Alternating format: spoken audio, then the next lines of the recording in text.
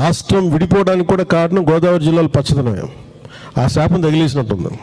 ఈరోజు గోదావరి జిల్లాలో మొత్తం కొబ్బరి చెట్లతోటి, తెలంగాణ నాయకులంతా అంటారు కొబ్బరి చెట్లతో చాలా ఆనందంగా ఉంటుంది, మీరు ఏమంటుందని పచ్చదనంతో చాలా బాగుంటుందండి. ఈరోజు కొబ్బరి చెట్లకు ముండలు కూడా లేవు, అంత దిష్టి తగిలింది కోనసీమకి.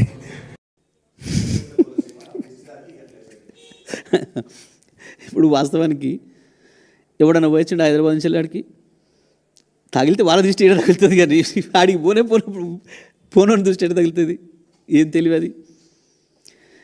ఇక అటువంటి వాళ్ళు ఉప ముఖ్యమంత్రులు అవుతారు. ఏం చెప్తాం మరి మనం మాట్లాడేటప్పుడు? ఓ నాలుక కంట్రోల్ లేకుండా, బుర్రకు పని పెట్టకుండా, రోజు వస్తే వచ్చిపోయేటోళ్ళు వందలాది వేల మంది అక్కడి నుంచి వాళ్ళు హైదరాబాద్ను చూసేది వాళ్ళు. నరదృష్టి పడింది అని అంటాం చాలా విషయాలలో. చూసి వస్తానికి బాగా ఎక్కువ మంది చూసిపోతే ఓ చేనెమ్మడి పోతుంటే బాగుంది చేను అని చెప్పి అంటారని చెప్పి పాపం దిష్టి బొమ్మలు కట్టుకుంటారు. మరి కట్టుకుంటామే, ఆయన దిష్టి బొమ్మ వద్దన్నాడు, మనం ఆపినామా? పిచ్చి మాటలు, తెలివి తక్కువ మాటలు, మైండ్లెస్.